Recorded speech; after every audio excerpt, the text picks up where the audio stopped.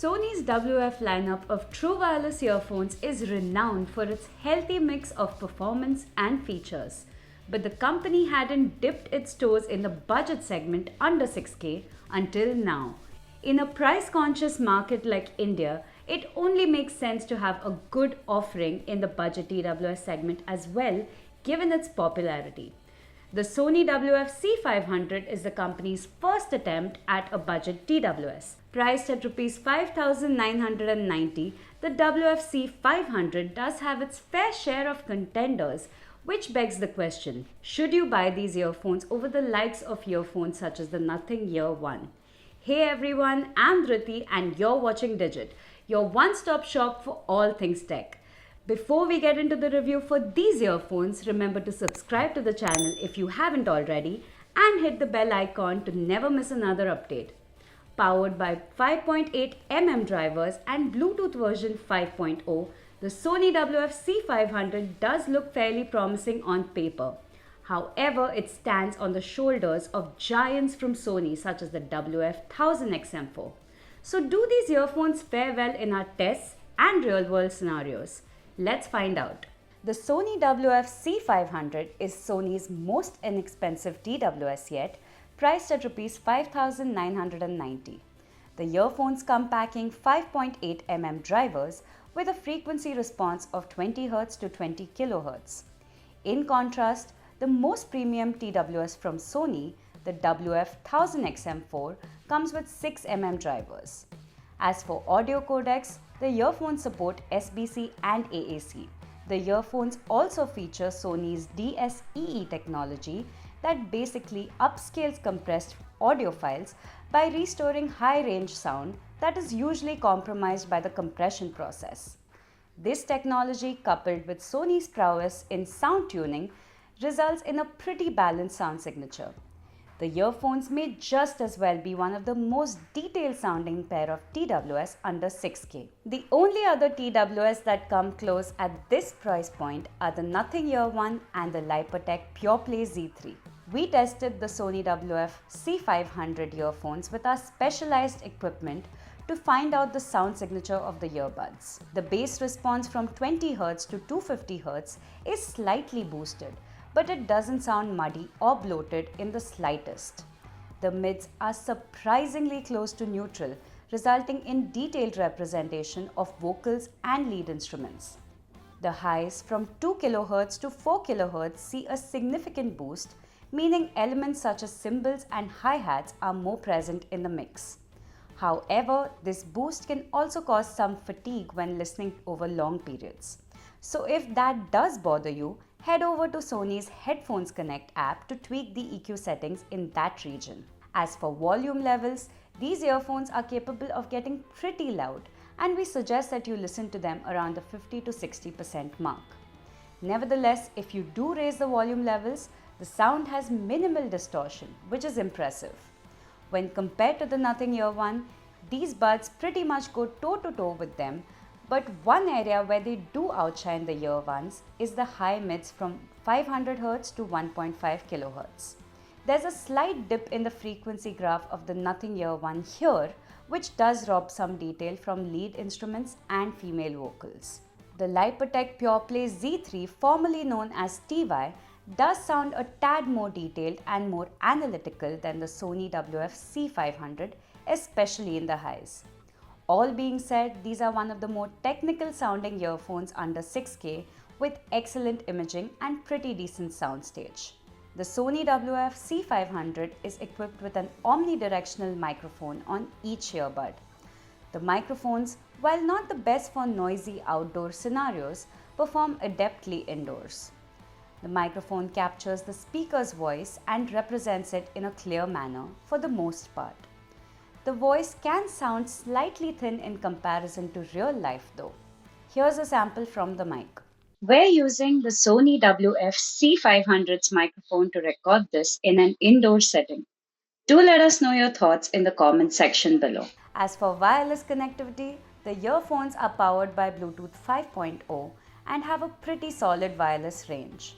The connection process is seamless with Google's Fast Pair, and even without it, you can pair the device in no time. Consequent connections are instantaneous with the earphones connecting to the paired device as soon as the buds are pulled out of the charging case. There were no lags or stutters in the connection as well during our testing period. The earphones also have minimal noticeable delay or latency when watching videos or playing games. But the addition of a codec such as aptX or aptX low latency would have lowered it even further. One of the best features of the WF-C500 is companion app support. The earphones are compatible with Sony's Headphone Connect app that allows users some level of control over their earbuds. Available on both Android and iOS, the Headphones Connect app lets users play with customization options such as a ear scanning feature to customize sound according to your ear and 360 reality audio. Do note though that there are only a couple of apps that support 360 reality audio in India, so it isn't a very useful feature. The best feature of the app is definitely the customizable equalizer. It comes with a variety of presets as well as custom sliders that the user can play around with. In contrast, the Nothing Ear One app doesn't have a custom EQ, only a few presets to work with. It does, however, have customizable controls, which is absent on the WF-C500. We really miss the functionality of custom controls. It's the granular levels of control an app provides that really amplifies the overall experience. So it's safe to say that we're disappointed Sony skipped out on this, especially since more inexpensive competitors like the Realme Buds Air 2 also come with customizable controls via the app. There's also an activity tab in the app that tracks your usage and awards you with badges for completing some milestones, which did seem pretty gimmicky to us, but you can be the judge.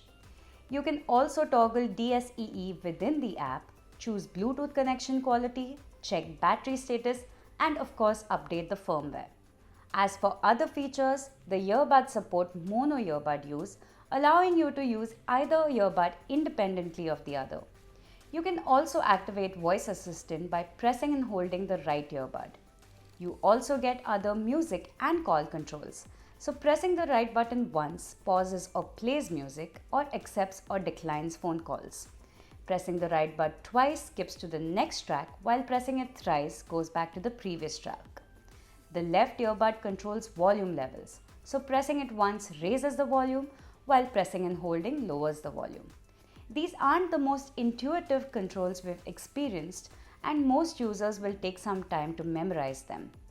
The earbuds support Google's Fast Pair, as we mentioned before, and also have a feature called Swift Pair to quickly pair with Windows 10 PCs. Since these are Sony's budget TWS earphones, they do miss out on some features such as active noise cancellation, ambient sound mode, and Qi wireless charging. While this is understandable from Sony's point of view in order to differentiate between their budget and premium offerings, they do fall short when compared to the likes of the Nothing Ear One that support all the missing features on these earbuds. So if you're looking for the most feature-laden pair of earphones under 6K, the Nothing Ear One would be a better bet. Battery life is an extremely important metric for most buyers out there. The WF-C500 fares pretty decently in this regard. The earbuds themselves are rated at 10 hours of wireless playtime, which is definitely on the higher end of the spectrum even when compared to premium TWS. However, the charging case merely holds one more charge, bringing the total to 20 hours, which is nothing extraordinary. So while the battery life on the earbuds alone is outstanding, the overall playtime is mediocre. In contrast, the Nothing Ear One has 34 hours of total playtime with about 5.5 hours on the buds alone, with ANC turned off. In our tests, with the volume set to about 60%, we recorded a wireless playtime of 9.5 hours on the earbuds, which nearly does stand up to Sony's claim. We also got one full charge from the case as well. Additionally, these earbuds also support fast charging, where merely 10 minutes of charging gives you an hour's worth of playtime. Featuring a small, lightweight build, the Sony WF-C500 is targeted towards on-the-go listeners. The buds are primarily built out of plastic but don't feel inexpensive or cheap. They're rated IPX4 for sweat and splash resistance as well, making them handy for everyday listening as well as workouts. Inside the completely plastic-free box, major props to Sony here, you will find two additional sets of silicone ear tips, small and large, while the medium ones are already pre-installed on the buds. The ear tips should provide most users with a comfortable and snug fit. The rounded sides of the earbuds rest comfortably against the ear while also feeling secure enough to go walking or jogging with them. The buds need to be twisted and locked into place to get the most secure fit possible. The snug fit also ensures excellent passive isolation, so you don't really miss active noise cancellation too much. However, do note that competitors such as the Nothing Ear One do come with ANC. But we still prefer the fit of the WF-C500 to that of the Nothing Ear One. Overall, the buds are comfortable, snug and secure for the most part, with commendable build quality for the price. One gripe we do have with the earbuds is the quality of the physical controls. The backs of the buds feature a physical button that needs to be pressed down to record actions. The act of pressing the buttons may cause stress to the inner ear since you're pushing the buds even further down your ear canal while pushing the buttons. The buttons are also pretty hard to press and sometimes refuse to register certain actions. As for the charging case, the Sony WF-C500 has a relatively small, pill-shaped case with a translucent top. While the translucent top design can look slightly cheap, it does allow you to peek inside and ascertain the battery levels without having to open up the case.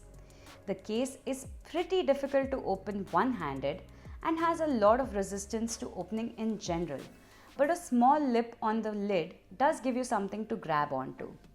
Inside the case, the earpieces stay in place using strong magnets. While the case does look and feel decent for the price, the Nothing Ear One in comparison one-ups the Sony WF-C500 with its unique transparent design. So what's the answer to the all-important question, should you buy the Sony WF-C500? The answer is a resounding depends. There are two areas where these earphones clearly shine: sound quality and fit. The earphones have a balanced sonic signature with well-defined and detailed sound. Additionally, the earbuds are comfortable, have a secure fit, and are IPX4 rated, making them a handy choice for workouts as well. However, the earphones do fall short in comparison to competitors in some areas such as total battery life, customizable controls, and transparency mode. These are definitely not one of the more feature-packed pair of TWS earphones under 6K. So if features such as custom controls, ANC and transparency mode are your primary concern, you may be better off looking at other options such as the Nothing Ear One and the even cheaper Realme Buds Air 2. With that being said, we have reached the end of this review. Thank you so much for watching the video and stay tuned for more.